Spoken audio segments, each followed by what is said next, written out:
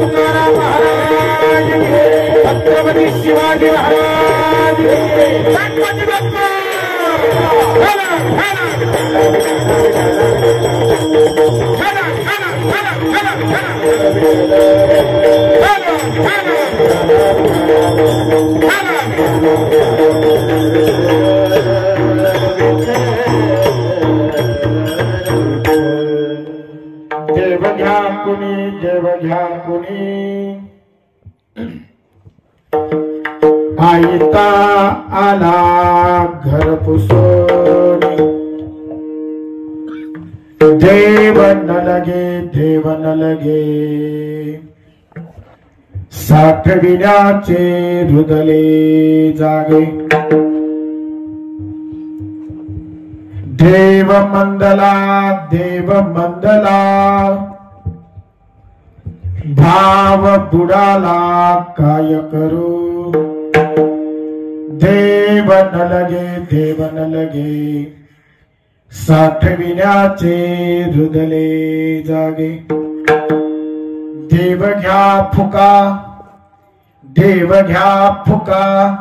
न लगे रुका मोल काही देव न लगे साठविण्याचे रुदले जागे दुबळा तुका भावहीन उदारा देव घेतला ऋण देव न लगे साठविण्याचे रुदले जागे विठ्ठल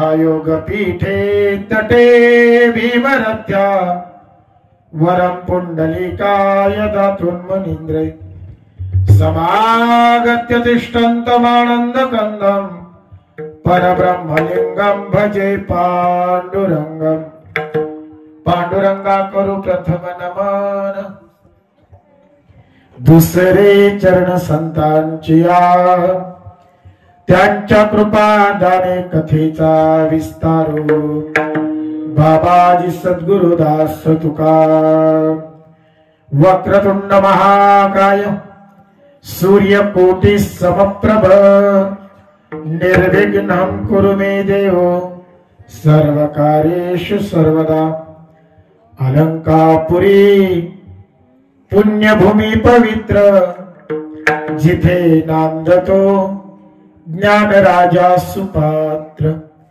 तया आठविता महापुण्य राशी नमस्कार माझा सद्गुरु ज्ञानेश्वरांसी ओम नमो ज्ञानेश्वरा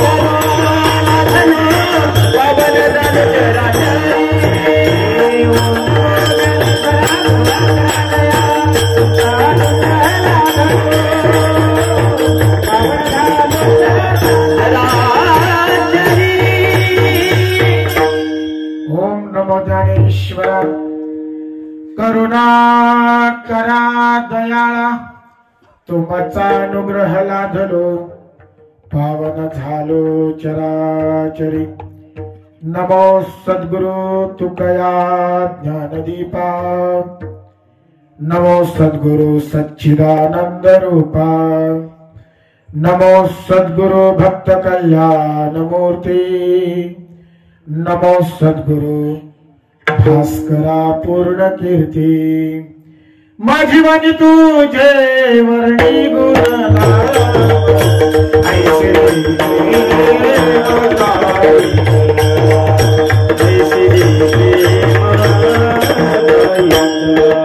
माझी वाणी तुझे वर्णी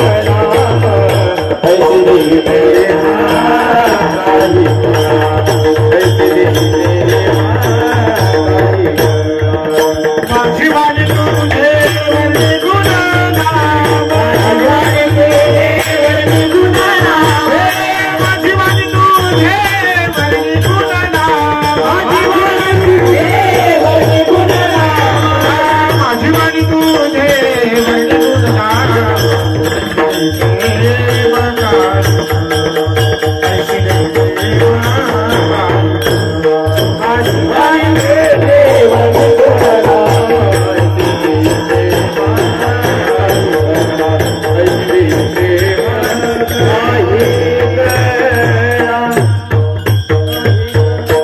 माझी वाणी तुझे वर्णी गुण नाम, ऐसे दे प्रेम काही कळा, देव घ्या कोणी देव घ्या कोणी, आईता आला घर पुसोनी. प्रस्तुत कीर्तनरूपी सेवेकरता निवडलेला अभंग महान भगवत आणि वारकरी संप्रदायाचा कळस म्हणून ज्यांना संबोधलं जातं ते आमचे जगदवंदे जगद्गुरु संत श्रेष्ठ श्रीमंत श्री तुकोबाराय महाराज यांचा 5 चरणांचा, तुकोबारायांचा देवावर असलेला अधिकार आणि त्याचबरोबर सद्य परिस्थितीमध्ये देवाच्या बाबतीत समाजाची उदासीनता, या दोन्हीही गोष्टींचा ओहापोह करणारा संवाद रूपी अभंग आजच्या या माघी गणेश उत्सव गणेश जयंतीच्या निमित्तानं आयोजित केलेल्या या कीर्तन प्रसंगी उपस्थित असलेल्या तुम्हा सर्व सज्जनांच्या सेवेकरिता, माझ्या पांडुरंगाच्या सेवेकरिता, गणरायांच्या सेवेकरिता आणि सकल संतांच्या सेवेकरिता निवडलेला आहे. विठ्ठला विठ्ठला विठ्ठल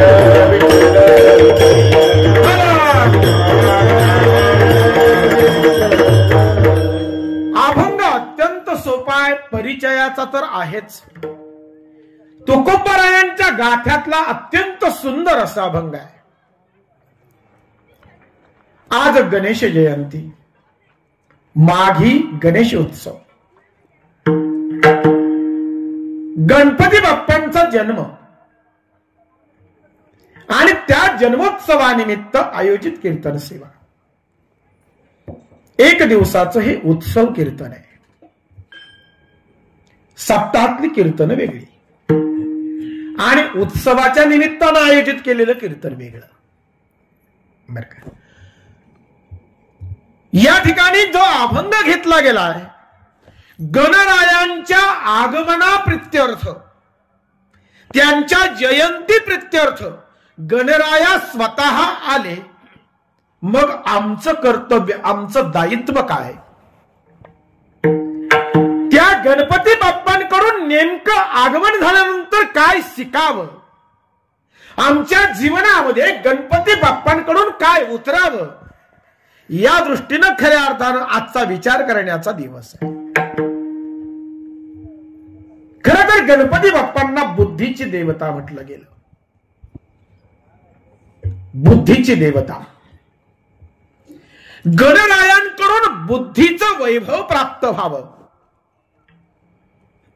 बर का, बुद्धी सर्वांनाच आहे, परंतु बुद्धीचेही प्रकार आहेत. काही सद्बुद्धीने युक्त असतात, काहींकडे सुबुद्धी असते तर काहींकडे दुर्बुद्धी असते. स्पष्टपणे संत दुर्बुद्धीला नकार देतात. दुर्बुद्धी ते मना कदानुपजो नारायणा, दुर्बुद्धी बाजूलाच सारावी, दुर्बुद्धीला यत्किंचितही थारा देऊ नये.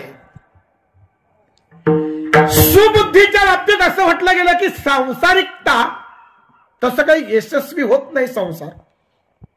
बर का, संसार कुणाचा यशस्वी झाला नाही, कितीही प्रयत्न केला तरी होत नाही, आणि इथून पुढे प्रयत्न करणाऱ्यांचा तो यशस्वी होणारही नाही. पण तरी देखील व्यवस्थित संसार करता यावा किंवा संसार व्हावा याच्यासाठी जी बुद्धी वापरली जाते, सांसारिकता जिच्याशी आसक्त आहे, जी बुद्धी संसाराशी आसक्त आहे, सुबुद्धी म्हणूया. तिनं काय फारसा फायदा होतो असं नाही, परंतु खरं बुद्धीचं वैभव सद्बुद्धीच आहे. सत याचा अर्थ सत्य, सत्याचा आग्रह जी बुद्धी धरते ना ती सद्बुद्धी. जिथं सत्याचा आग्रह आहे, सत्य स्वीकारण्यासाठी जी बुद्धी नेहमी तत्पर आहे, शब्द कळतात, अशी जी बुद्धी आहे. आणि जिथं सत्याचा आग्रह, परमात्म्याचा आग्रह धरला जातो तिथं खऱ्या अर्थानं बुद्धीचं वैभव असतं. आणि आम्हाला सद्बुद्धीच प्राप्त हो हे बुद्धिदात्याकडं किंवा बुद्धीच्या देवतेकडं आम्हाला मागायचं आहे. गणरायाकडून आम्हाला काय प्राप्त व्हावं? गणराया हा आध्यात्मिक तत्वांचा समुदाय आहे. शब्द बारकाई नाही का, कारण नंतर मी गणपती बाप्पावर फार थोडं बोलणार आहे, माझ्याकडे अभंग मोठा आहे. आध्यात्मिक तत्वांचा समुदाय गणपती बाप्पा. गणपती जो आध्यात्मिक तत्वांचा अधिपती आहे. ज्ञानोबा सुद्धा गणेशाचं वर्णन केलं. ज्ञानेश्वरीची सुरुवात ओम नमोजी आद्या वेद प्रतिपाद्या जय जयाजी सुसंवेद्या आत्मरूपा देवा तुची गणेशु सकलान्मती प्रकाशु मने निवृत्तिदासु अवधारी दोदी. देवा तूच गणेशु सकलान्मती प्रकाशु, सकलांच्या मतीला प्रकाश देणारा तू आहेस. सद्गुणांचं भांडार आहेस, आध्यात्मिक तत्वांचा अधिपती आहेस. खरं सांगू का, ज्याच्या जीवनामध्ये अध्यात्माचा प्रवेश झाला आणि ज्याची बुद्धी परमात्म्याकडे वळली समजायचं, त्याच्या जीवनामध्ये गणपती बाप्पाचं आगमन झालं.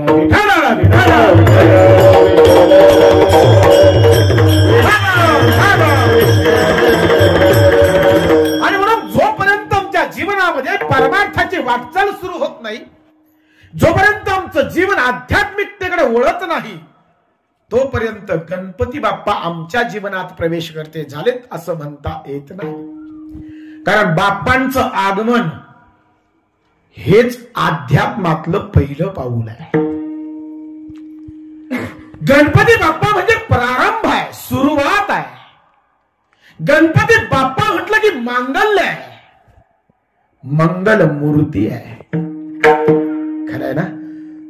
आमच्या कोणत्याही सत्कर्माची अथवा आमच्या जीवनामधल्या कोणत्याही कार्याची सुरुवात ही गणपती बाप्पांच्या पूजनानं होते. ते मंगलमय आहेत, ते मांगल्याचं प्रतीक आहेत आणि संपूर्ण कार्यामध्ये मंगलता प्रदान करणार देवता आहे. गणपती बाप्पांचं प्रथम पूजन म्हणजे मांगल्याची सुरुवात आहे, पावित्र्याची सुरुवात आहे. गणपती बाप्पा म्हणजे मूर्तिमंत, पावित्र्य आणि मांगल्य आहे. आणि अशा गणपती बाप्पांचा आज जयंती उत्सव आहे. बाप्पांच्या जयंतीचा, जन्मोत्सवाचा उत्सव, त्याबाबतची असलेली कथा आम्ही बऱ्याच जणांनी ऐकली, श्रवण केली, माहित आहे. अंधश्रद्धा आहेत, काही वेगळ्या पद्धतीनं कथा मांडल्या जातात. आपल्याला तिकडं जायचं नाही असं काही सांगितलं गेलं. आमचे आजी आजोबा सांगायचे, पार्वतीच्या मळापासून गणपती तयार झाला. आता किती दिवस आंघोळ नसेल केली.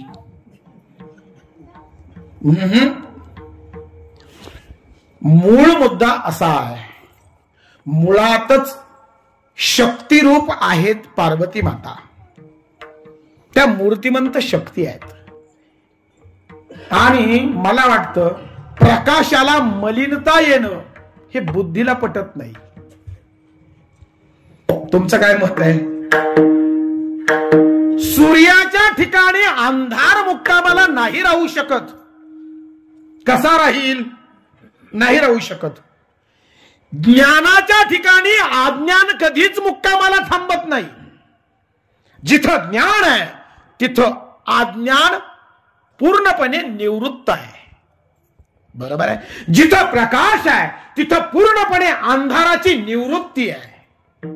असं जिथं शुद्धता आहे, पवित्रता आहे, तिथं मलिनतेला जागा नसते, अशुद्धतेला जागा नसते. जी मुळातच शक्ती स्वरूपणी आहे, जे शक्तीचं तेजमय रूप आहे, अशा पार्वती मातेपासून गणपती बाप्पांची उत्पत्ती आहे. कथा काय असेल ते असेल. कमळापासून तयार केला आणि मग तो दारामध्ये बसवला. त्या आंघोळीला गेल्या, सांगितलं इथं दारामध्ये बसून राहा, कुणाला प्रवेश देऊ नकोस. ती कथा आम्हाला श्रवणीय आहे, ते आम्ही ऐकलेली आहे. मग शंभो महादेव येतात, गणपती बाप्पा त्यांना दरवाजात अडवतात, आत जाऊ देत नाही. अरे माझ्याच घरामध्ये मला जाऊ देत नाहीस. त्या दोघांमध्ये भांडण होतं. गणपती बाप्पांनी काय तोपर्यंत ओळखलेलं नसतं की हे माझे वडील आहेत. आणि मग त्यांच्यामध्ये युद्ध होतं. मग महादेवजी आपल्या त्रिशूळाच्या प्रहारानं गणपती बाप्पाचं मस्तक उडवतात. म्हणजे पार्वती माता येतात आणि मग त्या रुदन करायला सुरुवात करतात. आणि म्हणाले हा तुमचाच मुलगा, स्वतःच्या मुलाला तुम्ही मारलत वगैरे वगैरे. तो संवाद आहे. मग शंभो महादेवांना देखील पश्चाताप होतो की माझ्या हातानं माझ्याच पुत्राचा वध झाला. पण काही काळजी करू नकोस म्हणाले, तुझ्या पुत्राला मी पुन्हा जिवंत करतो. शिवगणांना पाठवलं. जा म्हणाले, पहिला जो प्राणी दिसेल किंवा कुणीही दिसेल त्याचं मस्तक काढून आणा म्हणाले. मस्तक कापून आणा. आणि मग पहिले दिसले ते हत्ती. हत्तीचं मस्तक कापलं, घेऊन आले आणि ते गणेशाच्या ठिकाणी, त्याच्या तुटलेल्या मस्तकाच्या ठिकाणी बसवलं आणि गणपती तयार झाला. ही कथा आम्ही ऐकलेली आहे. आम्हाला कथेच्या पलीकडे जायचं आहे. आम्हाला त्यातलं तत्व, त्यातलं गूढ आणि आमच्या जीवनामध्ये त्यातून काय मर्म आम्हाला मिळतंय आणि ते मर्म, ते तत्व आमच्या जीवनामध्ये आचरणात आल्यानंतर आमचं जीवन कल्याणप्रद कसं होतंय या दृष्टीनं आम्हाला विचार करणं गरजेचं आहे. बऱ्याचशा गोष्टी आम्ही आमच्या पुराणांमधल्या, आमच्या शास्त्रांमधल्या बऱ्याचशा गोष्टी फक्त आणि फक्त कथा रूपानं ऐकत आलो आणि कथा रूपानंच त्या आम्ही जतन केलं. पण त्यातलं तत्व आणि सिद्धांत स्वीकारण्याचं आम्ही कदाचित कुठेतरी कमी पडतो. खरंय की नाही? प्रभू रामचंद्रजींचं जीवनामध्ये पहा, वनवासाला निघाले. समोर प्रभू रामचंद्रजी आहेत, त्यांच्या मागे सीतामाई आहेत आणि सगळ्यात मागे लक्ष्मण भैया आहेत. अयोध्येतून बाहेर पडताना समोर श्रीरामजी आहेत, मध्यभागी सीता त्यांच्या मागे चाललेल्या आहेत आणि सगळ्यात मागे सीतामाईंच्या मागे लक्ष्मण भैया चाललेत. एका मागे एक चाललेत वनवासासाठी. काय होतंय, सगळ्यात मागे असलेल्या लक्ष्मणाला रामाचं दर्शन होत नाही. का होत नाही माहितीये का? मध्ये कोण आहे? सीता. आणि सीताबाई असल्यामुळं त्यांच्या असण्यानं पुढे चालणारे प्रभू रामचंद्रजी लक्ष्मणाला दिसत नाहीत. पण सीताबाई थोड्या जरी बाजूला झाल्या तरी लक्ष्मणाला डायरेक्ट प्रभू रामचंद्रजींचं दर्शन होत आहे. पण जर सीताबाई मध्ये आल्या तर लक्ष्मणाला पुन्हा राम दिसायचा बंद होतो. ही झाली कथा. मर्म काय? लक्ष्मण हा जीव आहे, सीता ही माया आहे आणि प्रभू रामचंद्रजी हा परमात्मा आहे. जीवाला परमात्म्याचं दर्शन व्हावं असं जर वाटत असेल तर मधली माया बाजूला झाली पाहिजे. ती माया सरकली ना की जीवाला शिवाचं नक्की दर्शन होतं, जीवाला परमात्म्याचं दर्शन होतं. फक्त मायेमुळं दर्शन घडणं लोप पावलं. हा त्यातलं मर्म आहे. दशरथ 10 मध्ये रमणारा दशरथ कोण आहे? दशरथ आमचं शरीर ही अयोध्या आहे. या शरीराला सुद्धा 10 द्वार आहेत. आम्हाला आतापर्यंत 9च माहित आहेत. 9 द्वार माहित आहेत ना आम्हाला. आमच्या शरीराला आम्ही म्हटलं तरी किती द्वार म्हणतो आमच्या शरीराला? 9 छिद्र आहेत. 9 फाटवून गेली. ज्ञानोबराया सुद्धा म्हणतायत 9 ठिकाणी फाटले, म्हणजे 9 ठिकाणची छिद्र आहेत शरीराला, 9 ठिकाणी. पण तुम्हाला आम्हाला कदाचित ज्ञात नाही 10वं एक छिद्र आहे, ते तुमचं माझं बंद आहे. योग्याचं ते खुलतं, त्याला ब्रह्मरंध्र म्हटलंय. ते इथं असतं. सहस्रादल कुंडलिनी योगशास्त्र ज्याचा अभ्यास आहे योगाचा, त्यांना हे उमजेल की मूलाधार चक्रामध्ये 3.5 आकाराचं वेटोळं घालून अधोमुख बसलेली कुंडलिनी शक्ती जेव्हा योग सामर्थ्यानं जागृत होते आणि ती ऊर्ध्वमुख होते, तेव्हा सुषुम्ना नाडीतून तिचा प्रवास सुरू होतो. तो प्रवास 7 चक्रांचं भेदन करत, चक्रही माहित आहेत, मूलाधार, स्वादिष्ठान, मणिपूर, अनाहत, विशुद्ध, आज्ञा, त्या चक्रांचं भेदन करत करत करत करत करत ती सहस्रादलापर्यंत पोहोचते. जे इथं आहे तिथं ब्रह्मरंध्र आहे. ते ब्रह्मरंध्र खुल्लं होतं, खुलं ओपन होतं. आणि मग तो योगी कुठेही सूक्ष्म देहानं ब्रह्मांडात फिरू शकतो आणि पुन्हा त्याच द्वारातून आपल्या शरीरामध्ये प्रवेश करू शकतो, जे ज्ञानोबरायांना शक्य झालं. संजीवन समाधी घेण्याची योग्यता अशा योग्याकडे असते. मला सांगायचंय काय तात्पर्य? 10 द्वार आहेत, पण 10वं द्वार आपलं बंद आहे, ते योग्यांचं खुलतं. लक्षात घ्या, आपला मृत्यू होताना किंवा आपलं मरण होताना ते कंठाच्या वरच्या कोणत्या तरी एखाद्या ज्ञानेंद्रियातून होतं. जीवात्मा जो बाहेर पडतो तो डोळ्यातून, कानातून, नाकातून, तोंडातून कुठून तरी बाहेर पडतो. डोळे उघडे असले की माणसं म्हणतात डोळ्यातून जीव गेला बरं का. तोंड उघडं असलं की माणसं म्हणतात तोंडातून जीव गेला बरं का. म्हणतात ना माणसं. आपला मृत्यू होताना किंवा तुमच्या माझ्यासारख्या सर्वसामान्य संसारी जीवांचा मृत्यू होत असताना कुठून तरी तो जीवात्मा ज्ञानेंद्रियातून बाहेर पडतो, परंतु योग्याचा प्राण हा ज्ञानेंद्रियातून बाहेर न पडता तो ब्रह्मरंध्रातून बाहेर पडतो. लक्षात ठेवा. म्हणून तुमचं माझं असतं निर्वाण आणि योग्याचं असतं महानिर्वाण. शब्द नीट ऐका. भगवान महावीरांचं महानिर्वाण, गौतम बुद्धांचं महानिर्वाण हे शब्द वापरले जातात. आपलं फक्त आपण मेलो, आपल्या बाबतीत काय नाही, तो मेला, त्याचं निर्वाण झालं, त्याचा मृत्यू झाला. योग्याच्या बाबतीत हे शब्द वापरले जात नाही. योग्याच्या बाबतीत महानिर्वाण शब्द वापरतात, कारण 10व्या द्वारातून त्यांचा प्राण बाहेर पडतो शरीराचा. लक्षात घ्या. मला हे सांगायचं, दशरथ ही तत्व, हे सिद्धांत आम्ही जाणत नाही महाराज. आमची शास्त्र किती सूक्ष्म आहेत. आमच्या कथांमध्ये काय तत्व आणि काय रहस्य दडलीत, ते रहस्य आणि तत्व शोधण्याचा आम्ही कधी प्रयत्न करत नाही महाराज. आम्ही इतके पुढारलेलो आहोत शास्त्राच्या बाबतीत, अध्यात्माच्या बाबतीत. तिथं विज्ञान सुद्धा पोहोचू शकलं नाही. नाही पोहोचलं विज्ञान, नाही पोहोचू शकत विज्ञान. आणि म्हणून विज्ञान पोहोचलं नाही की मग तेच म्हणतात थोतांड आहे रे. म्हणजे काय, तुम्हाला समजलं नाही म्हणून थोतांड. लक्षात घ्या, तिथपर्यंत पोहोचायला तशी बुद्धीची योग्यता असावी लागते, लेवल असावी लागते. त्या योग्यतेपर्यंत, त्या लेवल पर्यंत आमची बुद्धी पोहोचली ना की आम्हालाही ती तत्व उमगतात, कळतात, त्यातलं रहस्य, त्यातलं मर्म कळतं. माणसं म्हणतात अजूनही तुम्ही म्हणतात ज्ञानेश्वर महाराज जिवंत आहेत. होय, अजूनही ज्ञानेश्वर महाराज आहेत, तसेच आहेत, खाली समाधी स्थळात. 150-200 वर्षांनी आमचे नाथ महाराज गेले ना आळंदीला, समाधी शोधली, साक्षात्कार झाला. पिंपळाच्या झाडाखाली सांगितलं नाथबाबा नंदी बाजूला करा सिद्धेश्वराच्या समोरचा. तिथून समाधी स्थळापर्यंत येण्याची वाट आहे. नाथांनी नंदी सरकवला आतमध्ये प्रवेश केला. माऊली कशा भासल्या ते नाथांनी त्यांच्या अभंगामध्ये सांगितलंय. 3 दिवस एकनाथ महाराजांचा आणि ज्ञानेश्वर महाराजांचा संवाद घडला.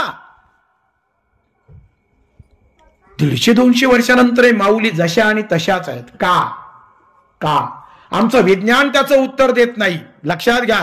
पण आमच्या अध्यात्मामध्ये असं सांगितलं, संजीवन समाधीची योग्यता प्राप्त झालेल्या योग्याला अन्न, पाणी, हवा याची आवश्यकता नसते. ज्या योग्यानं संजीवन समाधी घेतली, ज्या वयामध्ये त्यानं संजीवन समाधी घेतली, त्याच वयामध्ये त्याच म्हणजे तिथंच त्यांचं वय थांबतं, वय वाढत नाही. म्हणून ज्ञानेश्वर महाराजांचा यावर्षी जरी 727 बरोबर संजीवन समाधी सोहळा जरी साजरा झालेला असला, ते 22 आणि हे 727, आम्ही लौकिकानं ज्ञानोबारायांचं आयुष्य काय सांगू. 727 अधिक ते 22व्या वर्षी समाधी, एवढं ज्ञानोबारायांचं आजचं आयुष्य किंवा वय आहे.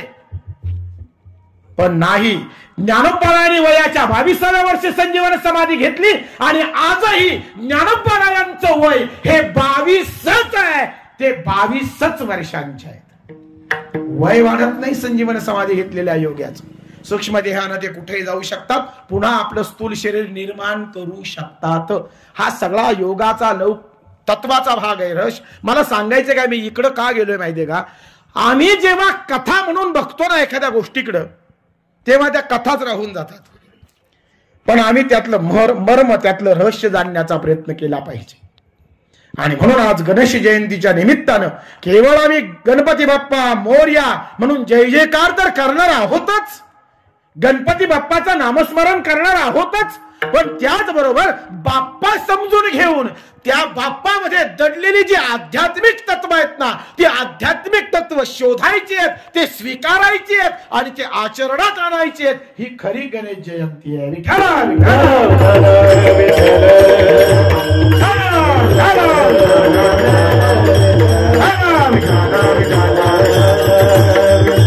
आणि म्हणून आज गणेश उत्सव साजरा करत असताना बाप्पाकडं आम्हाला एकच मागणं मागायचं आहे. बाप्पा, आजपर्यंत जीवनामध्ये जे काही घडलं असेल, जे काही झालं असेल, ते माझं प्रारब्ध असेल, माझ्या कर्मांची परिणिती असेल. पण बाप्पा, इथून पुढे का होईना माझ्यावर कृपा असू दे. ती बुद्धी, ती सद्बुद्धी, ते पावित्र्य, ते मांगल्य, ते अध्यात्म, ते तत्व माझ्या अंतकरणामध्ये, माझ्या जीवनामध्ये उतरू दे आणि माझं जीवन मंगलमय, पवित्र आणि अत्यंत सुखमय होऊ दे. आणि एक सांगू माय बापू, जोपर्यंत जीवनामध्ये परमार्थाचं आगमन होत नाही आणि जोपर्यंत जीवनामध्ये अध्यात्म प्रवेश करत नाही, तोपर्यंत सुखाचं आगमन होऊ शकत नाही, सुखाची अनुभूती येऊ शकत नाही. संसारामध्ये रमलेल्या किंवा संसाराशी आसक्त असलेल्या प्रत्येक जीवाचा अनुभव आहे. संसार दुःख मूळ चहूकडे इंगळ, विश्रांती नाही कोठे, रात्र दिवस तळमळ. हा अनुभव तुमचा, माझा, प्रत्येकाचा आहे. दुःख बांधवडी आहे हा संसार. त्याचं कारण आहे आमच्या जीवनामध्ये सांसारिकतेचं पारडं वर आहे आणि आमच्या जीवनामध्ये सांसारिकतेचं पारडं जड आहे आणि अध्यात्माचं पारडं मात्र हलकं आहे.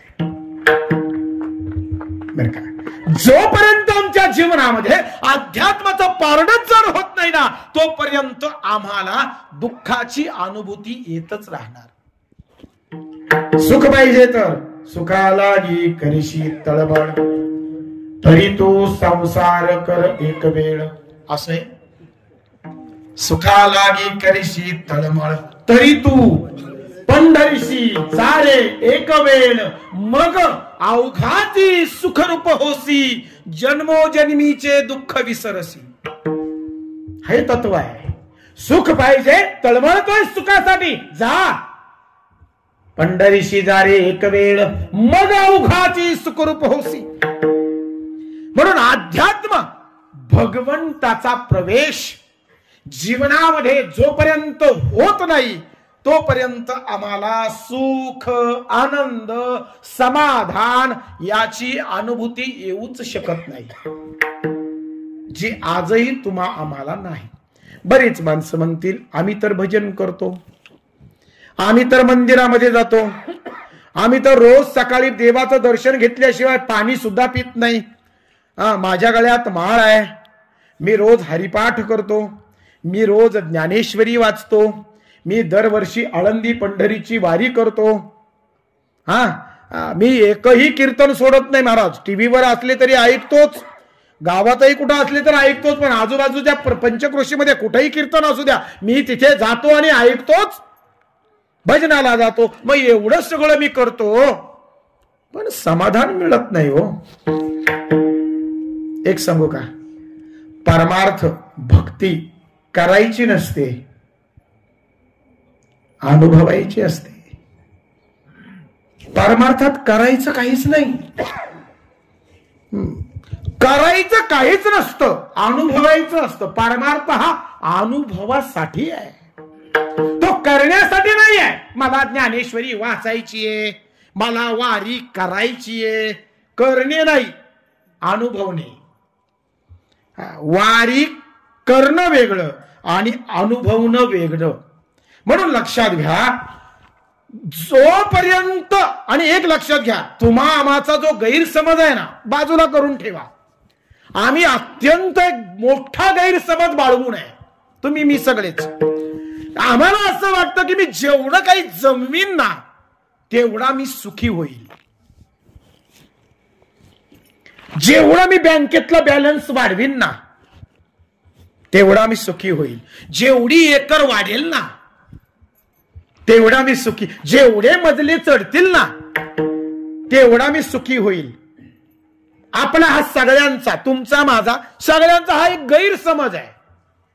खरं सांगा माय बाप हो, खरं सांगा, ज्याच्या तिजोरीत 25 लाख रुपये कॅश आहे, ज्याच्या तिजोरीत 25 लाख रुपये कॅश आहे, तो रात्रीचा झोपेल काय? एकावर एक 20 गाद्या जरी टाकल्या तरी तो झोपणार नाही, तिजोरी पुढे चक्राच मारत राहील. त्याला एकच भीती असेल, येतो का काय, हानीतो का काय, नेतो का काय, त्याला तेवढीच भीती. एखादा मजूर माणूस आहे, गरीब माणूस आहे, शेतकरी माणूस आहे, दिवसभर काबाड कष्ट केले, उन्हातानामध्ये राबला बिचारा, संध्याकाळी घरी आला, कोपऱ्यामध्ये फाटकं पोत आहे, जनावरांना वैरण गाडी केली, गाई असेल ती पाजली, कारभारणीनं जी काही भाकरी केली होती ती भाकरी, बेसन, मस्त एक भाकरी खाल्ली, कांदा फोडला, लसणाची चटणी तोंडी लावली, पोटभर जेवला, कोपऱ्यातलं फाटकं पोतं घेतलं, ते पोतं असं झटकलं, टाकलं जमिनीवर, त्या पोत्यावर अंड टाकून दिलं, पुढच्या 5 मिनिटात घोरायला सुरुवात केली. रात्री ज्या कुशीवर झोपलाय त्याच कुशीवर सकाळी उठला, ढेकणही चावली नाही, पिसही चावल्या नाही, काही नाही. मला सांगा, 25 लाख ज्याच्या तिजोरीत आहे तो सुखी की फाटक्या पोत्यावर झोपलाय तो सुखी? एक सांगू व्याख्या तुम्हाला सुखाची. सुखाची फार सोपी व्याख्या आहे. धरणीवर अंग टाकल्याबरोबर, व्याख्या आहे का, धरणीवर अंग टाकल्याबरोबर पुढच्या 5 मिनिटात जो बिनघोर घोरतो ना तो सुखी. तुमचं काय मत आहे? अहो, झोपेच्या गोळ्या खाऊन काहींना झोप येईना, खरंय ना, झोपेच्या गोळ्या खातात तरी झोप येत नाही. झोप हरवली माणसाची, चैन हरवली माणसाचं, समाधान हरवलं माणसाचं, सुख नाही राहिलं माणसाकडं, त्याची कमतरता आहे माणसांकडं. तुकोबराया, माझ्या वारकरी संप्रदायाचे महान संत जगद्गुरु तुकोबराया महाराज, संसारामध्ये कमतरता आहे, उणीव आहे. तसं तुकोबरायांचा पूर्वाश्रम श्रीमंतीचा, सावकारकी आहे, 400 एकर जमिनीचे मालक आहेत. तुकोबराया सावकारकी आहे, भरपूर आहे. पण तुकोबरायांच्या जीवनाचा उत्तरार्ध मात्र उणीवेनं भरलेला आहे. कारण दुष्काळाच्या काळात त्यांनी सगळं वाटून दिलंय, काही ठेवलं नाही त्यांनी. पहिलं पहिली कर्जमाफी करणारे तुकोबाराय आहेत, लक्षात घ्या. पहिली कर्जमाफी करणारे जेवढी काही गहाण खतं होती ना तुकोबारायांकडं, ती सगळीच्या सगळी गहाण खतं माझ्या तुकोबारायांनी इंद्रायणीच्या पाण्यामध्ये वाहून दिली. एकही ठेवलं नाही, कर्जमाफी करून टाकली. तुकोबाराया मोठे सावकार होते, पण तुकोबारायांच्या जीवनातला उत्तरार्थ जर बघितला तर हलाख्याचा आहे. तुकोबारायांची दुसरी पत्नी आवली, जिचं नाव जिजाई होत.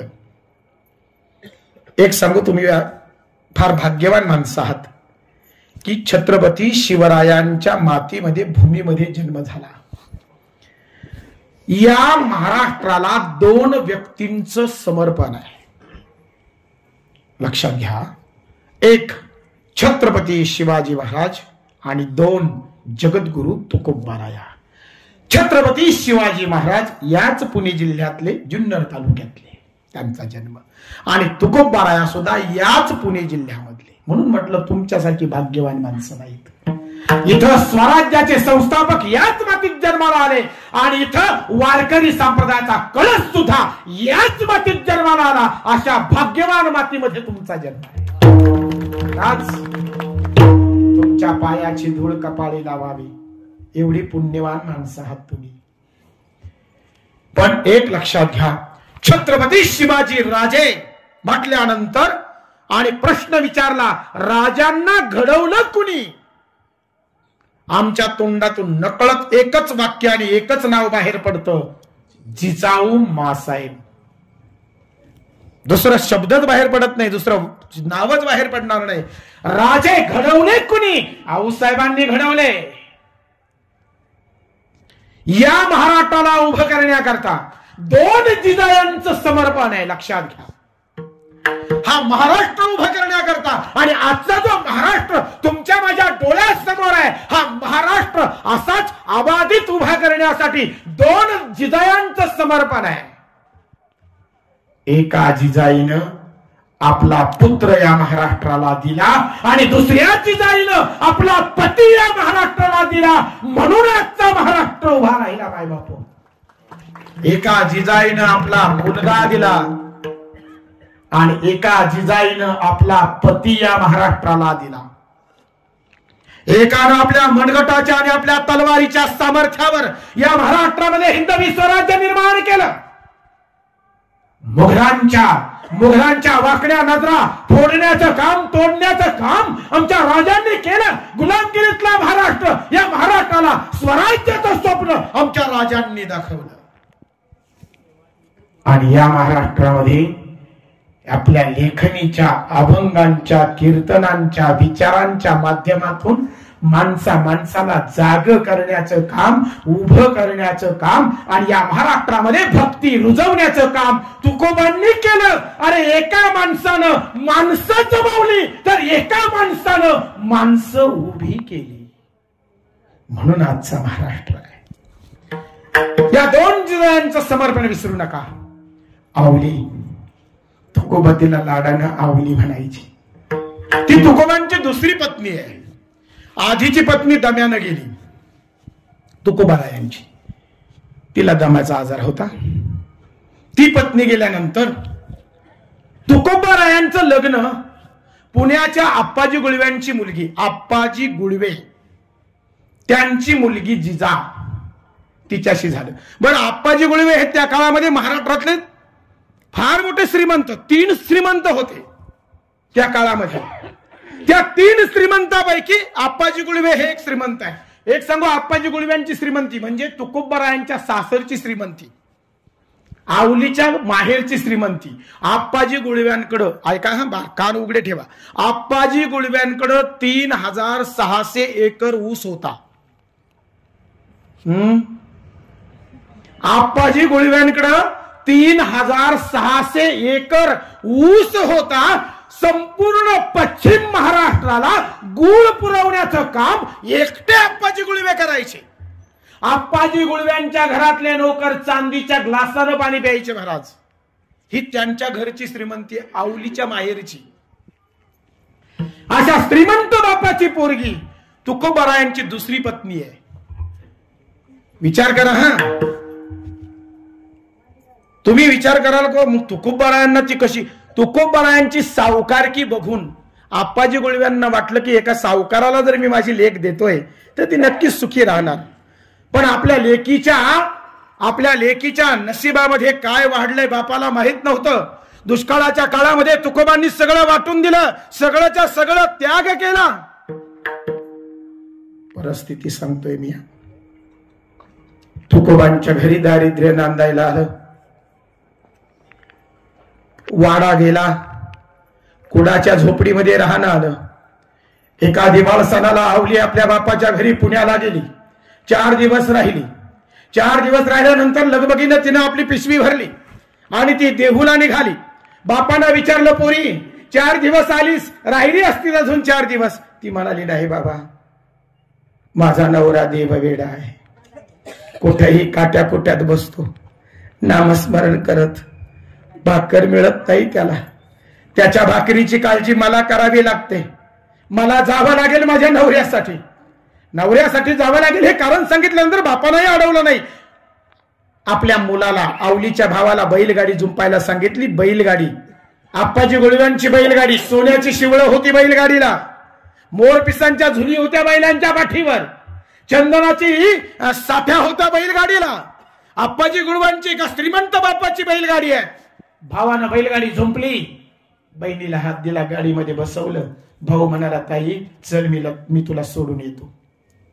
बैलगाडीनं प्रवास, बैलगाडी निघाली. आवली मागच्या बाजूला बसले, भावानं बैलांचा कासरा हातामध्ये धरलाय. बैलगाडी देहू गावाच्या दिशेने निघाली. रमत गमत ती बैलगाडी देहू गावामध्ये प्रवेश करते झाली. वाड्यामागून वाडे टाकते. एका मोठ्या वाड्याच्या समोर येऊन बैलगाडी थांबली. भावानं बैलांचे कासरे ओढले आणि बैलगाडी थांबवली. मागे वळून आपल्या ताईला विचारलं, ताई आपला वाडा कुठे? हाच ना ग आपला वाडा. ताईने बघितलं.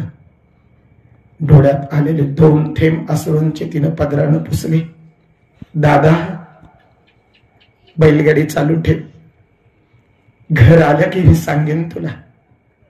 पुन्हा भावानं बैलांचे कासरे घेतले. बैलगाडी पुन्हा सुरू झाली. मजल करत बैलगाडी देहू गावाच्या बाहेर आली. देहू गावाच्या बाहेर आल्यानंतर एक झोपडं होतं. ते झोपडं दिसल्यानंतर आवलीनं सांगितलं, दादा आता थांबव रे बैलगाडी. करकर आवाज करत बैलगाडी रस्त्याच्या कडेला थांबली. भावानं बैलगाडीतून खाली उडी मारली, मागच्या बाजूला आली. आपल्या बहिणीला हात दिला, बैलगाडीतून उतरवून खाली घेतलं. विचारलं, ताई कुठे ग आपला वाडा? ताईनं त्या झोपडीकडे बोट केलं. दादा ते झोपडं दिसते ना, ते माझं घर आहे. त्या झोपड्याकडे बघताना दादाचं काळी चिरलं गेलं. आवले झोपडीमध्ये राहतेस? हो दादा, ज्याचं त्याचं प्रारब्ध असतं, तू नकोस वाईट वाटून घेऊस, चल माझ्या बरोबर. दादाच्या हाताला धरलं आणि आवली आपल्या झोपड्याकडे त्या दादाला घेऊन गेली. झोपडीमध्ये प्रवेश केला. अक्षरशः झोपडीची वरचं छप्पर, ज्या छपरातून सूर्य सहज चमकत होता, चंद्रमौळी झोपडी म्हणतो ना आपण, छप्पर मोकळं होतं. कोपऱ्यामध्ये एक रांजण होता, त्या रांजणावर एक गाडगं होतं. एका बाजूला चूल मांडलेली होती. 2-3 गाडगी त्या चुलीवर होती. आवली धावत गेली, कोपऱ्याच्या रांजणाकडे गेली. ते रांजणावर असलेलं गाडगं तिनं बुचकाळलं. तळाला गेलेलं पाणी खळगळून बाहेर काढलं. अर्ध गाडगं पाणी भावाच्या हातावर ठेवलं. पाणी भावाच्या हातावर ठेवत असताना आवलीच्या डोळ्यामध्ये अश्रू आले. आपल्या बहिणीच्या डोळ्यातले अश्रू पाहून दादा म्हणतायत, ताईडे तुझ्या डोळ्यामध्ये पाणी. दादा एवढ्या दिवसांनी माझ्या घरी आलास, पण तुझ्या हातावर ठेवायला गुळाचा खाडा नाही रे. माझ्या झोपडीमध्ये तुझ्या हातावर ठेवायला गुळाचा खाडा नाही. पाणीच प्यावं लागेल तुला. काय अवस्था आहे महाराज. संपूर्ण पश्चिम महाराष्ट्राला गुळ पुरवणाऱ्या बापाच्या पोरीच्या झोपडीमध्ये भावाच्या हातावर ठेवायला गुळाचा खडा नाही. याच्यापेक्षा दुर्दैव काय असं. भावानं ते पाणी नाही पिलं. ते गायक तसंच माघारी दिलं, त्याला थांबवे ना. तो निघाला, ताई मला नाही तुझ्या झोपडीमध्ये थांबवायचं. अगं सांगितलं असतं तर अख्ख्या देऊळगावात असा वाडा नाही, असा वाडा तुला तुझ्या भावानं आणि तुझ्या बापानं उभा करून दिला असता. सांगितलं का नाहीस? आवली म्हणते, दादा माझ्या नवऱ्याला कुणाकडं मागितलेलं नाही रे आवडत, कुणापुढं हात पसरणं माझ्या नवऱ्याला आवडत नाही. आम्ही लाचार नाही रे दादा. माझा नवरा म्हणतोय जुळोजीने लाजीरवाने भिक्षा पात्र अवलंबीने. कुणापुढे हात पसरणं माझ्या नवऱ्याला आवडत नाही. एक वेळ उपवासी राहू पण कुणापुढे हात नाही पसरणार. ठीक आहे आवले, तुम्ही मला नाही थांबायचं. दादा त्या झोपडीच्या दारापर्यंत गेला. एकदा मागे वळून त्याला आपल्या ताईकडे बघितलं. ताईकडे बघत असताना त्याचं लक्ष नकळत चुलीकडे गेलं. चुलीवर वीतभर गवत उगवलं होतं. वीतभर गवत, वीतभर गवत. विचार करा, तुकाराम महाराजांच्या चुलीवर वीतभर गवत अनुमान प्रमाणे. तुम्ही म्हणाल खरंच वीतभर आहे का, मोजून बघितलं का? पण गवत उगवलं होतं. गवत उगवलेलं पाहिलं आणि दादा 4 पावलं पुन्हा माघारी आला. आपल्या बहिणीचा हात हातामध्ये घेतला आणि विचारलं, ताई तुझ्या चुलीवर गवत उगवलंय. एवढं मोठं गवत आहे, 2-3 महिने तर नक्की तू चूल पेटवली नाहीस. काय ग, स्वयंपाक करत नाहीत का घरात? तुला 2 लेकरं आहेत, नवरा आहे, स्वयंपाक नाहीत करत घरामध्ये? आवलीनं म्हणावं, दादा अरे शिजवायला काही असेल तर चूल पेटवीन ना. घरात दाना नाही रे शिजवायला, काय चूल पेटवणार? अगं मग स्वयंपाक नाही करत, चूल पेटवत नाही, मग खाता काय, जगतात कसे? एवढं मोठं गवत उगलं याचा अर्थ 3 महिने तरी तुमच्या घरात काही शिजलं नाही, मग तुम्ही काय खाऊन जगतायत? तेव्हा आवली म्हणते, दादा काही खाल्ल्याशिवाय माणसं जगतील का रे? नक्कीच काहीतरी खात असू ना. तेच मला माहित करून घ्यायचंय. आवले काय खातात तुम्ही? ए दादा, बाबांना सांगणार नसेल तर तुला सांगते. याला म्हणतात खानदानी लेख. सासरी कितीही दुःख असू द्या, पण माझ्या बापाला माझा निरोप कसा गेला पाहिजे.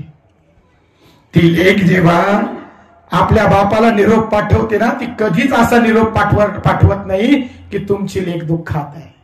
काहीही कितीही त्रास असू द्या, पण ती बापाला निरोप पाठवताना सांगते, जाऊन सांग माझ्या बापाला तुमची लेख सुखात आहे. खरंय ना, ही लेख असते बाई बापू, लक्षात घ्या. तिनं सांगितलं बाबांना यातला एकही शब्द कळता कामा नये. नसल सांगणार तर मी तुला सांगते. बाबाकडून वचन घेतलं, भाऊ म्हणाला नाही सांगणार. सांग आवले काय खाऊन जगतात तुम्ही? तेव्हा आवली म्हणते, दादा मन घट्ट करून ऐक, तुझं म्हणणं बरोबर आहे. माझ्या चुलीवर गवत उगवलंय, माझ्या चुलीवर गवत उगवलंय, अगदी बरोबर आहे. 2 महिने झाले माझ्या घरातली चूल पेटली नाही. दादा काहीतरी खात असो. काय खातात ताई, काय खातात तुम्ही? दादा एका सावकाराच्या बांधावर उंबर पिकली, एका सावकाराच्या बांधावर उंबर पिकली. दादा सकाळीच पाठी घेऊन जाते आणि त्या उंबराची उंबर काढून आणते. दादा 2 महिने झाले माझ्या घरातले लेकरं दुसऱ्याच्या शेतात पिकलेली उंबर काढून शकताय. माझे लेकरं कधी म्हणाले नाही की आई रोज उंबर खाऊ घालतेस ग, कधीतरी भाकरी करून दे. माझा नवरा कधी म्हणाला नाही की आवले अगं रोज काय उंबर खायला देतेस. 2 महिने झाले दादा दुसऱ्याच्या शेतातली उंबर खाऊन जगत होतो. ही माझ्या तुकोबारायांच्या घरातली परिस्थिती आहे. पण कधी माझ्या तुकोबारायांनी देवाकडे मागितलं नाही की देवा एवढी परिस्थिती, रोज नामस्मरण करतो रे तुझं, रात्रंदिवस तुझं नामस्मरण करतो. दिनरजनी हाची धंदा गोविंदाचे पोवाणे, रात्रंदिवस तुझ्या नावाचा टाहो फोडतो. अरे माझ्या लेकरांना का उपवास ठेवलंस? कधी कधी तक्रार कधीच नाही माय बापू. एवढी उणीव आहे संसारामध्ये, तरी माझ्या तुकोबारायांनी कधीही देवाकडे काही मागितलं नाही. कारण सांसारिक वस्तूंनी समाधानाची अनुभूती येत नसते, अध्यात्मच समाधान देत. आणि तुकोबारायांनी ते अध्यात्म, तो देव, तो भगवंत प्राप्त केला नव्हे, त्या देवावर अधिकार प्राप्त केला. तुकोबारायांना भगवत प्राप्तीनंतर किंवा अध्यात्मातल्या त्या सर्वोच्च अवस्थेच्या आनंदाच्या प्राप्तीनंतर तुकोबारायांना असं वाटलं, मला जे प्राप्त झालं ते इतरांनाही व्हावं, मला जे मिळालं ते इतरांनाही प्राप्त व्हावं, मला जे सुख, मला जो आनंद, मला जे समाधान प्राप्त झालं ते इतर जीवांनाही व्हावं. आणि म्हणून माझ्या तुकोबारायांनी समाजासमोर देवाला उपस्थित केला.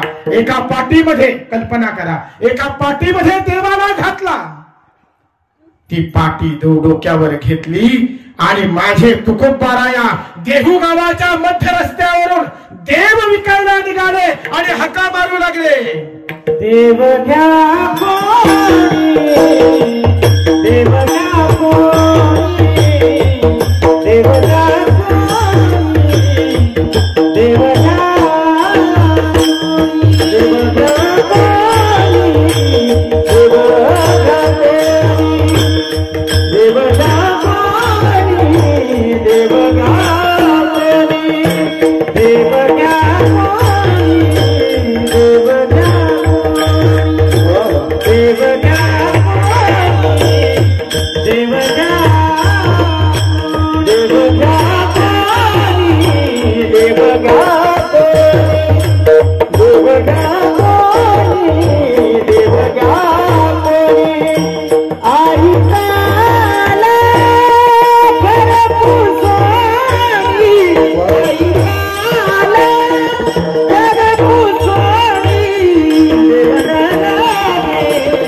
देव घ्या कोणी, देव घ्या कोणी. आई काला घर पुसोनी, आई काला घर पुसोनी,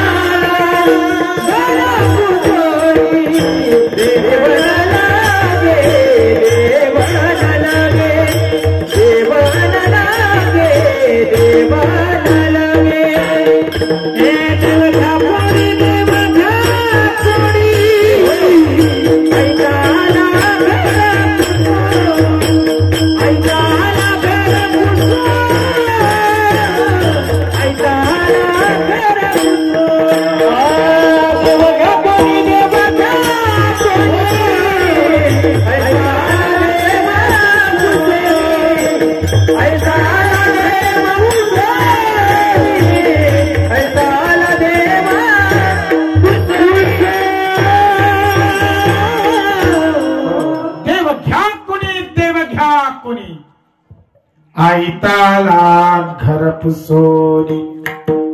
कल्पना करा, तुकोबारायांनी देवाला पाठीत घातला, बसवला, पाठी डोक्यावर घेतली. एखादा भाजीवाला जसा भाजी डोक्यावर घेतो ना, आणि देहू गावातल्या मध्य रस्त्यावरून चालले, देव घ्या कुणी, देव घ्या कुणी.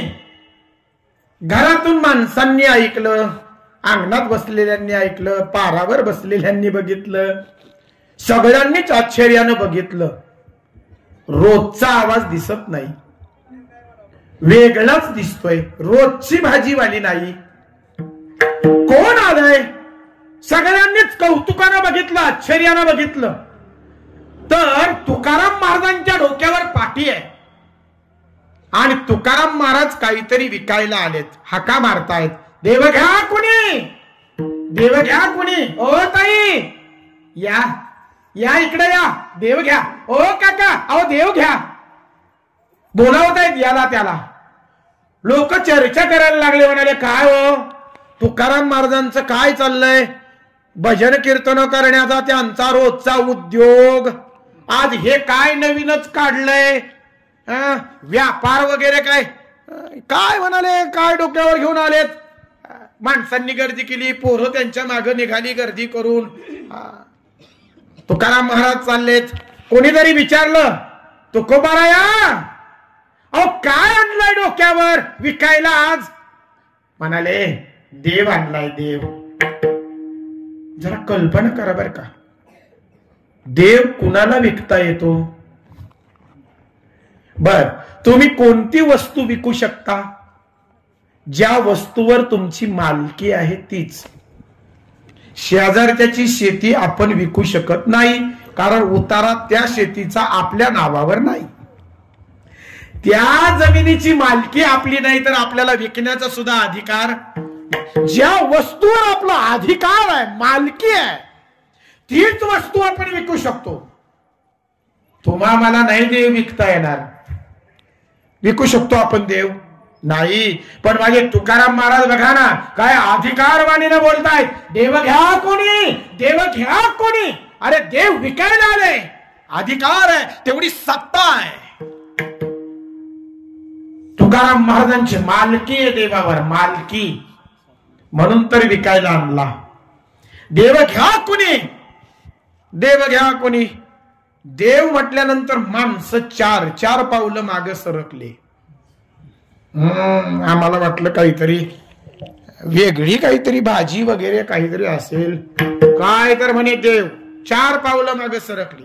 तुकाराम महाराज म्हणाले, माग काय सरकताय, आयता आला. आयता आयता आयता कळलं ना? आयता शब्द आपल्याच भाषेतला आहे, त्यामुळे काही सांगण्याची आवश्यकता नाही. आयता म्हणजे जे कष्टाविना प्राप्त होतं ते आयत. कष्टाशिवाय जे प्राप्त होतं ना त्याला आयत म्हणतात. आपण घरातल्या पोराला कधी कधी, अरे काय आयता बसून खातोस, काम कर की जरा. आयता शब्द, आयता म्हणजे अरे काय फुकट खात बसलायस, कष्ट कर की जरा, काम कर. आयता शब्द आपल्याला सगळ्यांना माहित आहे. आयता आला घर पुसोनी. अहो तुमच्या दारात आणलाय, तुमच्या अंगणात आणलाय, आयता आणलाय. ज्या देवाला प्राप्त करण्यासाठी ऋषी मुनींनी हजारो वर्षांची तपश्चर्या केली, योग्यांनी आपलं सगळं जीवन समर्पित केलं, तेव्हा कुठं कष्टानं त्यांना प्राप्त झाला. जो महत् कष्टांनी प्राप्त होतो असा देव तुमच्यासाठी मी आयता घेऊन आलो तुमच्या दारात. न लगती सायास जावे वनांतरा. कुठं जायची गरज नाही. जप तप कर्म क्रिया नेम धर्म काही करण्याची आवश्यकता नाही. घेऊन आलोय, आयता आलोय, घेऊन दारात आलोय, आयता आला घर पुसोनी, दारात आणलाय. पण माणसं मोठी हुशार, माणसांना सगळं पाहिजे. पण देव, देवाकडून काहीतरी पाहिजे. पण देव, माणसं हुशार आहेत. आता ही तुकाराम महाराजांच्या काळातली परिस्थिती होती, आणि आज तर मला वाटतं त्याच्यापेक्षाही भयावह परिस्थिती आहे. खरंय की नाही? आज परमार्थाचं, भक्ती, परमार्थ, अध्यात्म, देव, शास्त्र, धर्म या गोष्टी समाजातून बाहेर होत चालल्यात. हा तुमच्या माझ्या अनुभवाचा भाग आहे. तुम्ही आम्ही सगळे अनुभवतोय. आज शास्त्र माणसांना शास्त्रोक्त पद्धतीनं कुठलीही गोष्ट करायला माणसं धजत नाहीत. वास्तविक शास्त्रच, पण गीतेमध्ये सांगितलंय काय? तस्मात शास्त्रम प्रमाणम ते कार्यो व्यवस्थितो. तस्मात शास्त्रम प्रमाणम. शास्त्र सांगेल तर ते राज्यही तृणमानावं. शास्त्र हे अत्यंत महत्वाचं आहे. ते कालबाह्य होत चाललं. धर्माच्या बाबतीत सुद्धा माणसं उदासीन आहेत. करतात ते आपल्या वाचून अडतंय का? आपण करायलाच पाहिजे का? करतील ना ते. आपल्याला काय करायचं? म्हणजे आपण केलं तरच होईल का? माणसं उदासीन झाली धर्माच्या बाबतीत सुद्धा. आणि तुम्हाला एक सांगू का माय बापू, हिंदू धर्माचं खच्चीकरण व्हायला कुणी दुसरा जबाबदार नाही. अजिबातही दुसऱ्याकडे बोट करू नका. आमच्या हिंदू धर्माचं खच्चीकरण व्हायला आमची मानसिकता आणि आमचे विचार त्याला जबाबदार आहेत. आम्ही आमच्या धर्माच्या बाबतीत कट्टर नाही आहोत. आम्हाला आमच्या धर्माबद्दल कुठल्याही प्रकारची चाड नाही. शब्द बारकाई नाही का तुम्ही? जी कट्टरता आम्हाला आमच्या धर्माबद्दल हवी. आम्ही आमच्याच देवी देवतांचा अपमान करतो. आम्ही आमच्याच शास्त्राला, आमच्याच धर्मग्रंथांना आम्ही थोतांड म्हणतो. म्हणत नाही काय म्हणाले, विज्ञान कुठं चाललंय, काय विज्ञानाचं घेऊन बसलात? आमची शास्त्र विज्ञानांच्या पुढे आहेत आणि आमचे शास्त्र बारकाईनं अभ्यास हा प्रत्येक शास्त्र विज्ञान निष्ठ आहे. त्याला विज्ञानाचा बेस आहे, पाया आहे. भूगोल शब्द तुम्हाला कुणी दिला? ज्ञानेश्वरीने दिला महाराज. भूगोल, भूगोल शब्दाचा अर्थ काय? भूगोल. ते सॉक्रेटिस आता 18व्या शतकात म्हणलं, तोपर्यंत ते असंच समजत होते का पृथ्वी सपाट आहे. पण 750 वर्षापूर्वी माझ्या ज्ञानोबायांनी ज्ञानेश्वरीत भूगोल शब्द दिलाय.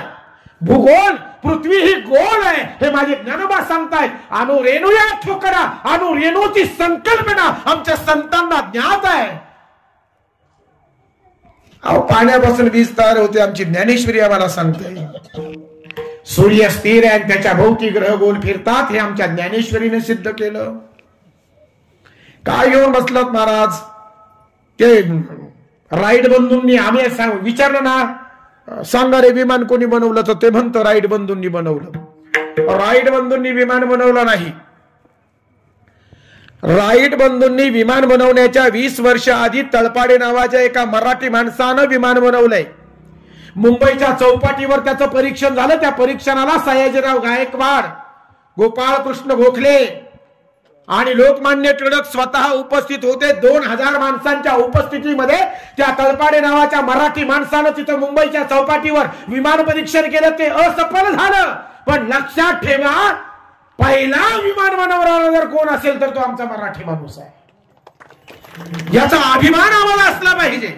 याच्या पलीकडे जाऊन सांगतो, हे राईट बंधूंनी तर आता विमानं बनवली हो. आमच्या रामायण काळामध्ये पुष्पक विमानाचा उल्लेख आहे. आणि 5,500 वर्षापूर्वी याच भारतामध्ये भारद्वाज मुनींनी विमानशास्त्र लिहिलं. भारद्वाज ऋषींनी विमानशास्त्र लिहिलं आमच्या भारतामध्ये. धातू कोणता असावा, इंधन कोणता असावं, त्या आकृतीसह विमानशास्त्र आपा बळवंत चौकामध्ये पुण्याला गेलात तर तुम्हाला सहज उपलब्ध होईल. घेऊन या आणि बघा आमची शास्त्र किती सखोल आहेत, विज्ञान निष्ठ आहेत आम्ही. पण आम्ही आमच्याच शास्त्रांना थोतांड म्हणतो. आमची बुद्धी तिथपर्यंत पोहोचत नाही. आम्ही आमच्या देवी देवतांचा अपमान करतो. म्हणून म्हटलं, धर्म बाजूला पडत चालला, शास्त्र बाजूला पडत चालली. देवाच्या बाबतीत माणसं शुष्क झाली, कोरडी झाली. दिखाऊपणा वाढला. भक्तीमध्ये दिखाऊपणा, प्रदर्शन वाढलं. वास्तविक भक्ती ही आनंदासाठी आहे, ती प्रदर्शनासाठी नाही. दाखवायचं काहीच नाही. मगाशी शब्द आठवा तुम्ही. परमार्थामध्ये, भक्तीमध्ये दाखवायचं काही नाही, प्रदर्शनासाठी नाहीये भक्ती.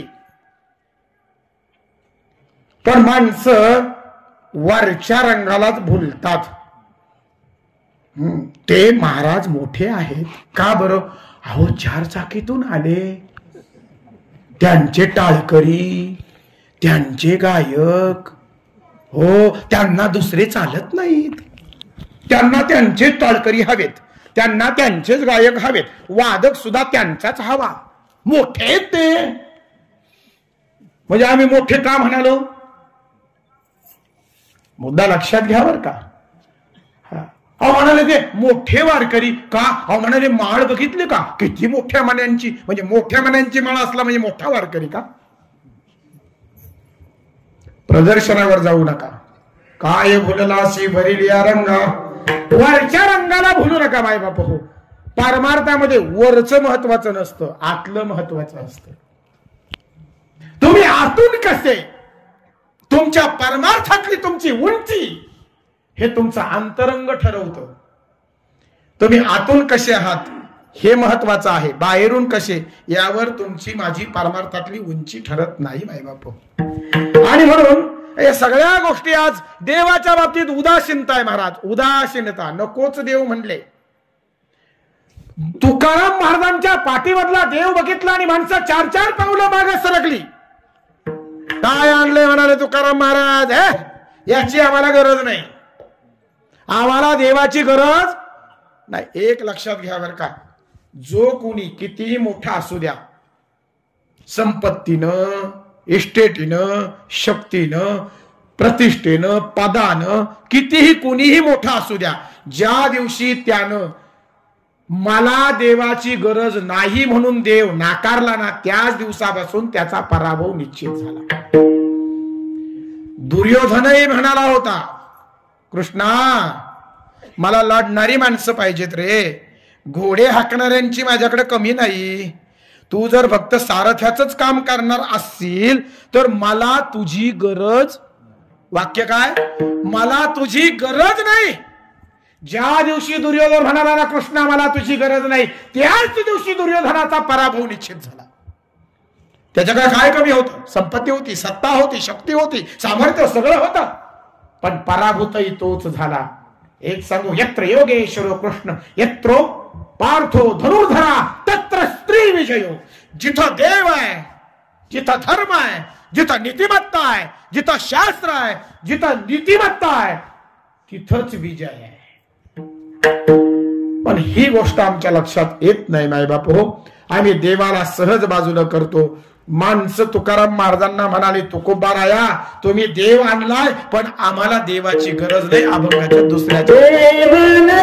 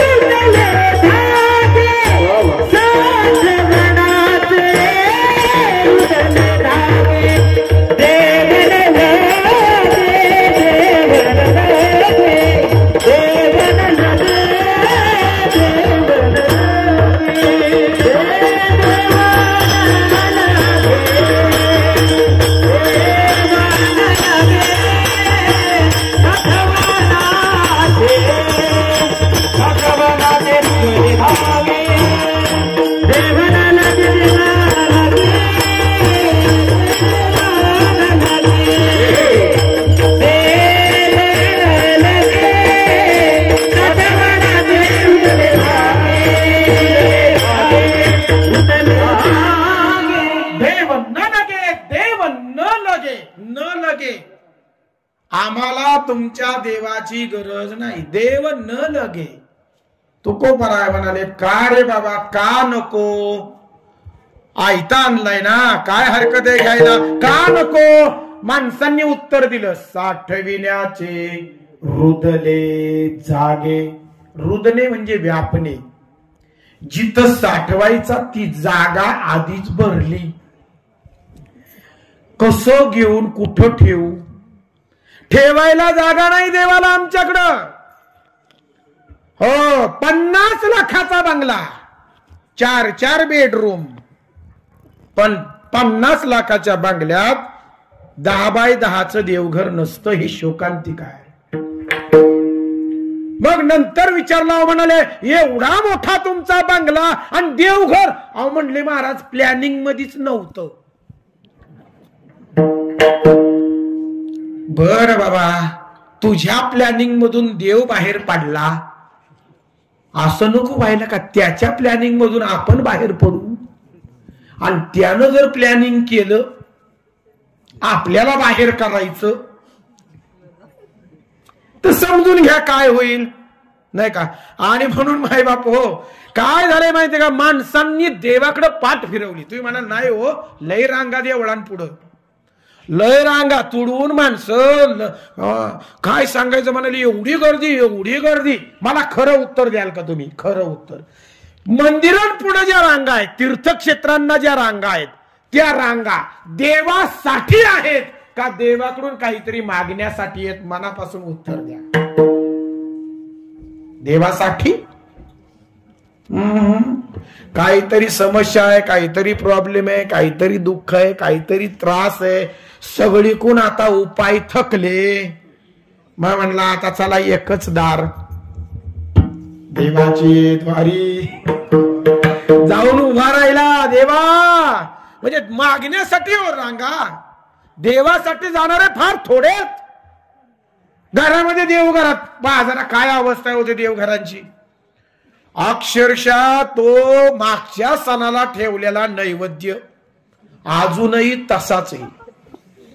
त्याच्या होते कुरडईचं तुकडा, ते भज्याचं तुकडं, तो भात वाळून गेलाय, तो नैवेद्य तसाच आहे तिथं. बघा ना तुम्ही. बरं आम्ही एवढी माणसं हुशार, देवाला नैवेद्य सुद्धा आम्ही एवढा खास करतो ना, एकाच तव्यावर 4-5 चाणक्याच म्हणतात ना आपल्याकडे, काय म्हणतात त्याला? चाणक्याच ना, ते छोटे छोटे निवद. हा नैवेद्य ते काय लय मोठे नसतात, छोटे छोटे. बरं एक कवर भाजायची, एकदम 7-8 लाटायच्या टाकून द्यायच्या तव्यावर. उलट्या पालट्या भाजल्या नाहीत, आपल्याला कुठं खायच्या आहेत. लगेच ताटात मांडायच्या. नैवेद्य मांडण्याची खास पद्धत. मग असं ताटात गोल मांडलं की मग प्रत्येक नैवेद्यावर 2-2 शीत भात, लय नाही 2-2 शीत. एकच कुरडईचं पांगुड तोडी द्या, त्याचंही तुकडं करत्या. एकच भज, त्याचं तुकडं. 2 थेंब सार, 2 थेंब दूध, 2 थेंब गुळवणी. नैवेद्य कोणाला? ब्रह्मांड नायक परमात्म्याला, जो साऱ्या जीवांचं पोट भरतो.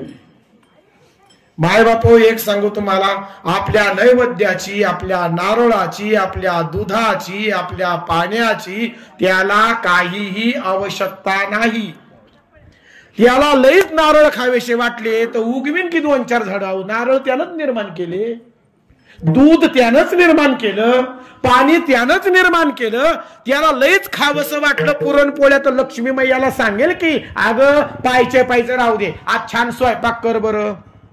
आपल्या घरातली सुगरण जर एवढा सुंदर स्वयंपाक करते तर लक्ष्मी मैयानं केलेला स्वयंपाक किती सुंदर असेल. त्याला लईच खावंसं वाटलं तर सांगेल की तो आपल्या पोळीवर ना आपल्या निवेदावर थोडा बसलाय. पण एक सांगू का माय बापू, तुम्ही काय अर्पण करता हे महत्वाचं नाही, किती प्रेमानं अर्पण करता हे महत्वाचं आहे. त्याच्या मागचा भाव फार महत्वाचा असतो. शबरीची बोरं उष्टी होती की कशी होती याचा विचार प्रभू रामचंद्रजींनी केला नाही, त्याच्या मागचा भाव फार महत्वाचा असतो. आणि म्हणून एक लक्षात घ्या, परमार्थामध्ये भाव महत्वाचा आहे. तो भाव राहिला नाही तोची दुष्काळ तयाला, देव भावाचा भुकेला तोची दुष्काळ तयाला. त्याचा दुष्काळ आहे. आजकाल भावयुक्त अंतकरणानं परमार्थ करणारी माणसं फार कमी आहेत. देवाकडे स्वार्थासाठी जाणारी आणि काहीतरी प्राप्त व्हावं म्हणून देवाची आराधना करणारी माणसं अर्थार्थी जास्त आहेत. आणि म्हणून आम्ही कोणत्या भावनेनं जातो ते पाहणं महत्वाचं आहे. तुकोबारायांना स्पष्ट नकार दिला. कीर्तनाची वेळ संपत आली आहे. स्पष्ट नकार दिला तुकोबारायांना की तुकोबाराया देव न लगे साठविण्याचे रुदले जागे. जिथं साठवायचा, कुठं साठवायचा देव? हृदयामध्ये साठविला हरी जेही हृदय मंदिरी. हृदयाच्या मंदिरामध्ये त्याला साठवायचं, पण ते हृदय आधीच भरलंय. सांसारिक वासना, वाईट इच्छा, काम, क्रोध, मद, मत्सर, अहंकार, नको ती घाण त्या हृदयामध्ये साठवून ठेवली आहे. माणसं म्हणली जागाच नाही, ठेवायचा कुठं? साठविण्याचे रुदले जागे. म्हणून देव न लगे. काय होतं देवाच्या बाबतीत? मंदी येते. मंदी माहितीये ना? मंदी कोण? खालच्या नळावर पाणी भरती ती नाही. मंदी अर्थशास्त्रीय शब्द आहे. मंदी म्हणजे एखाद्या मालाचं उत्पादन जास्त होणे, परंतु त्या उत्पादनाच्या प्रमाणात मागणी कमी असणे. त्याच्यामुळं त्या वस्तूची किंमत कमी होते. हा अर्थशास्त्राचा नियम आहे. उत्पादन जास्त पण त्या उत्पादनाच्या प्रमाणात तशी मागणी नाही त्या मालाला आणि मागणी नसल्यामुळं किंमत कमी होते. तेच झालंय देवाच्या बाबतीत. देव उपलब्ध आहे, संतांनी तुमच्या माझ्या दारात आणून ठेवलाय, पण त्याला मागणीच नाही. देवाची किंमत कमी झाली.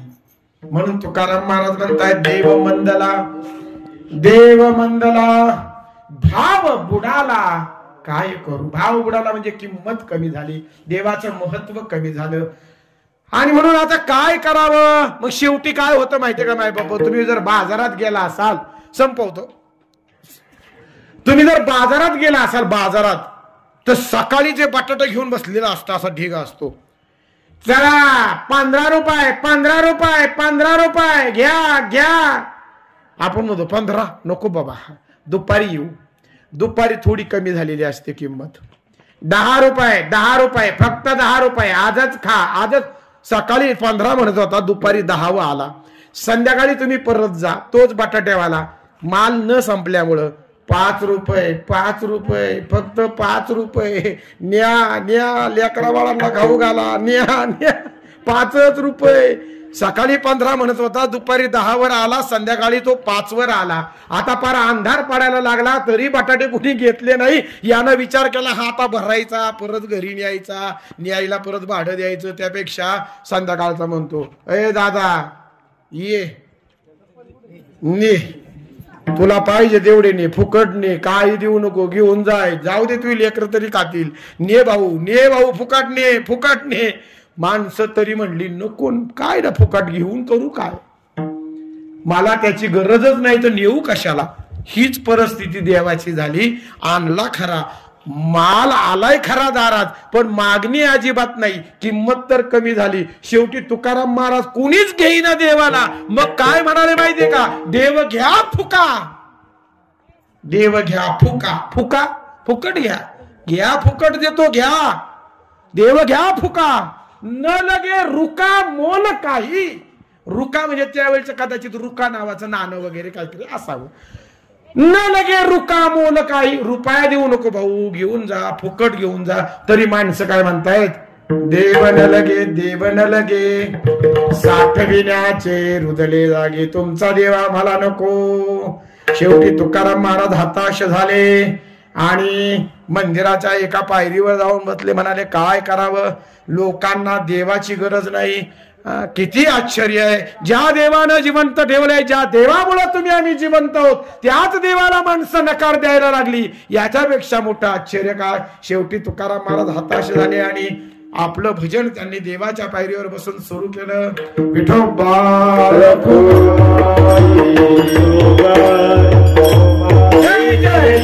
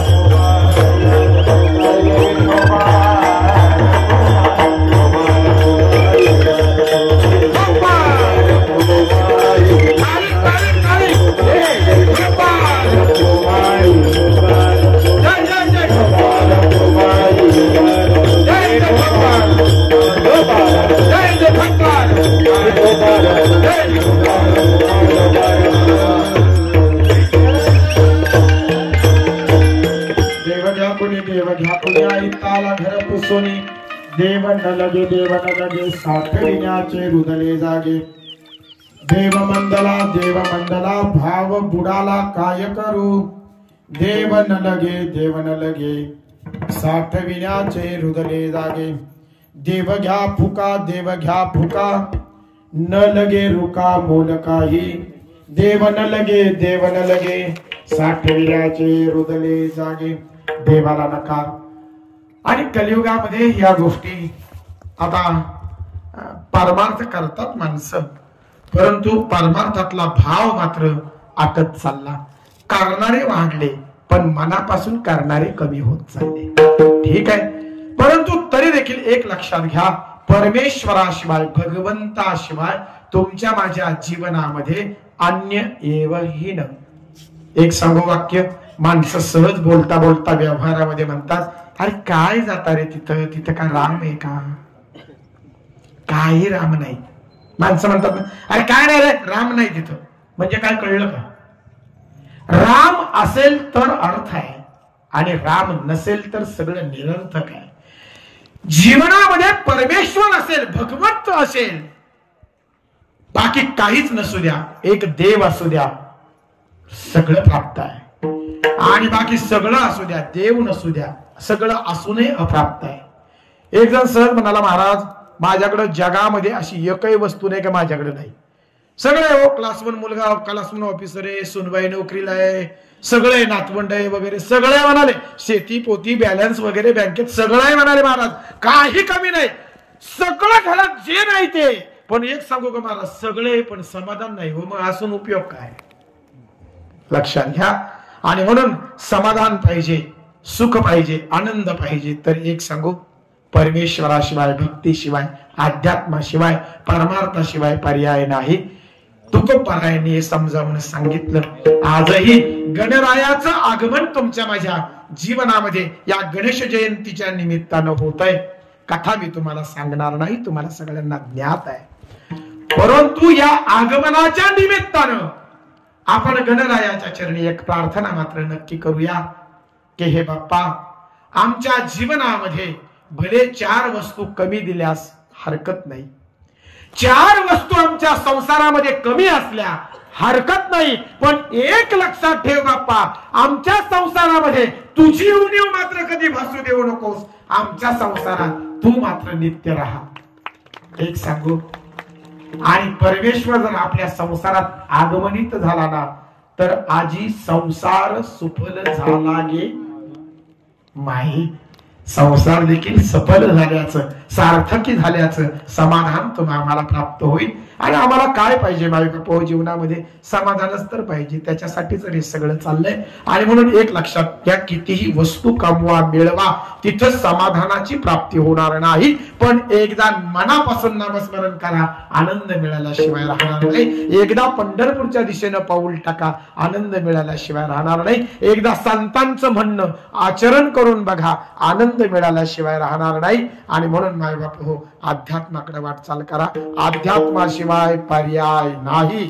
आज जी संकट मानव जातीवर येत आहे किंवा जी परिस्थिती, सद्य परिस्थिती आहे ना, तुम्हाला सांगू माय बाप हो, याच्यातून आमची सुटका फक्त एकच गोष्ट करू शकते, आणि ती गोष्ट म्हणजे अध्यात्म, ती गोष्ट म्हणजे परमार्थ. याच्या पलीकडे दुसरा उपायच नाही. आणि अजूनही जर आम्ही समजायला तयार नसू तर मला वाटतं आपला विनाश आपण स्वतः ओढवून घेत आहोत. तुकाराम महाराजांनी देखील हेच सांगावं की बाबा रे, देवाला तुम्ही नाही म्हणताय, देवाला नकार देताय, पण देवाला नकार देणारे कधीही सुखी होऊ शकत नाहीत. आणि म्हणून परमेश्वराला नकार देण्यापेक्षा परमेश्वर स्वीकारा, त्याची प्राप्ती करण्यासाठी तो आपल्या जीवनामध्ये त्याचं आगमन होईल अशा पद्धतीनं आपलं आचरण असू द्या. समाजानं नाही ऐकलं, त्याही काळामध्ये नाही ऐकलं. तुकोबाराया स्वतः म्हणताय, तुका म्हणे मेलो सांगता सांगता मारी तसे बोंब न ऐकती कानी. त्याही काळामध्ये होते, आताही आहेत. पण ज्यांनी ऐकलं ते सफल झाले, ज्यांनी नाही ऐकलं ते मात्र वाया गेले. ही उदाहरणं तुमच्या माझ्या डोळ्यासमोर आहेत, बाकी सांगण्याची आवश्यकता नाही. तुकोबारायांनी सुद्धा सांगण्याचा प्रयत्न केला, शेवटी हातवल झाले, निराश झाले की एवढा आयता आणला पण माणसांना तो नकोय. आणि मग शेवटी तुकाराम महाराज म्हणतायत, खरं सांगू का, भांडवल सुद्धा फिटलं नाही हो. जेवढा खर्च केला उत्पादनावर तेवढा भाव मिळाला नाही.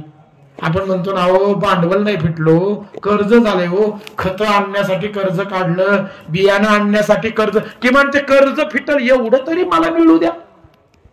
तुकोबाराया म्हणतायत, मी हातभर झालो, मी आता क्षीण झालो. देव आणला, कर्ज काढून आणला, पण तुम्हाला तो नकोय. काय करावं, अभंगाच्या शेवटच्या दुबळा तुका आवे वीणा दुबळा तुका